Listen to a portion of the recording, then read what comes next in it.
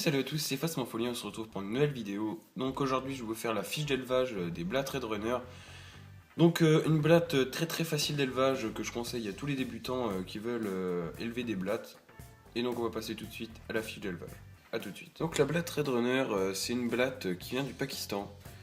Donc elle est aussi appelée Blatta laeteralis. C'est une blatte qui va vivre à peu près un an, voire plus, parce que si vous savez, les blattes, même certains insectes, plus ils ont de chaleur, plus leur développement va aller vite, donc ils mourront plus vite. Donc les blattes Red Runner, comme leur nom l'indique, donc elles sont rouges et elles courent très vite. Donc au niveau des évasions, c'est pas fréquent mais quand même.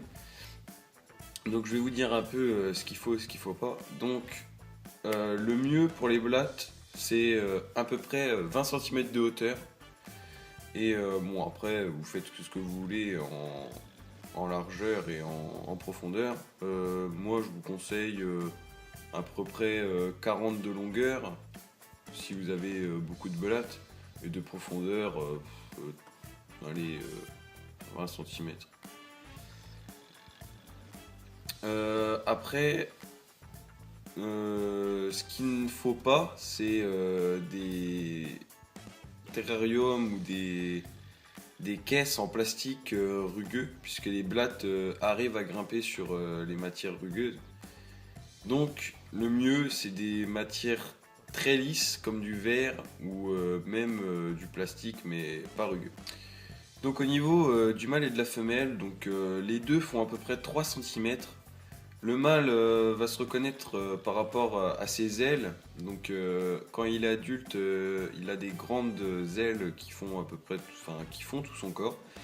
Et la femelle a des toutes petites ailes, donc très facile à reconnaître. Au niveau de la nourriture, très simple, des croquettes pour chiens en matière sèche.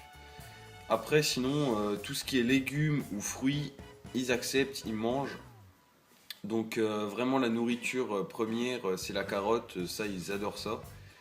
Moi je sais que ce que je leur donne, c'est de la carotte. Je leur donne la carotte entière, ils la mangent complète, sauf la peau, donc le contour. Ils vont manger tout l'intérieur. Donc après, si vous voulez vraiment pas de gâchis, vous faites des carottes râpées, hop, vous leur donnez des carottes râpées. Normalement, je pense qu'elles ne devraient pas faire de gâchis. Après sinon, tout ce qui est salade ou fruits, vous pouvez y aller, ça ils mangent super bien. Par contre, ce que beaucoup de gens ne font pas, c'est mettre de l'eau. Donc ça, c'est vraiment quelque chose qui va les aider à se développer. C'est l'eau, puisqu'elles arrivent à récupérer de l'eau dans les fruits ou les légumes que vous leur donnez. Mais elles aiment bien quand même avoir de l'eau plus facilement. Donc une petite coupelle, un petit bouchon de bouteille, n'importe quoi, avec un petit morceau de coton à l'intérieur, humidifié bien, et vous leur mettez, elles vont aller boire. Si vous savez pas, les blattes pondent des œtèques. Donc pour ceux qui savent pas ce que c'est qu'un œtèque, c'est une sorte de petit cocon qui contient les larves. Donc les larves vont se développer à l'intérieur de l'œtèque. Et après vont sortir de l'œtèque pour faire leur vie. Donc c'est très simple à voir si vos femelles pondent. L'œtèque met plusieurs heures à sortir de la femelle. Donc normalement vous voyez souvent les femelles avec des œtèques derrière. L'œtèque fait à peu près 5 mm. Il est marron. Là on va passer tout de suite à la maintenance des œtèques. Donc les œtèques, il y a deux paramètres. Donc l'humidité et la chaleur, c'est vraiment ce qu'il faut le plus pour avoir des petites blattes. Donc je vais vous donner un petit peu des conseils pour votre boîte d'incubation. Donc vous prenez une boîte toute simple, une boîte de bonbons ou n'importe quoi. Vous faites des trous dedans pour l'aération. un petit peu de vermiculite. Si vous n'avez pas de vermiculite, du sopalin. Vous mettez plusieurs couches de sopalin pour que ça absorbe bien l'eau.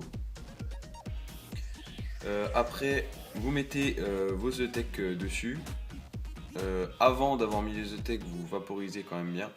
Vous mettez vos œtèques, vous fermez la boîte, vous mettez ça sur un tapis chauffant ou un point chaud pour que ça fasse de l'humidité à l'intérieur de la boîte.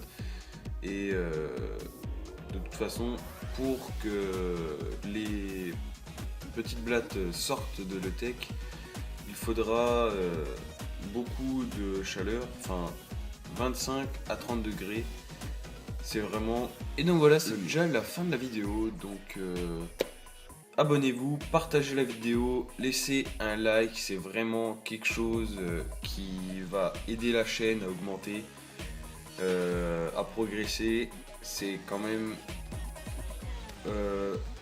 c'est les likes, c'est la chose qui va faire que les gens vont voir mes vidéos plus facilement.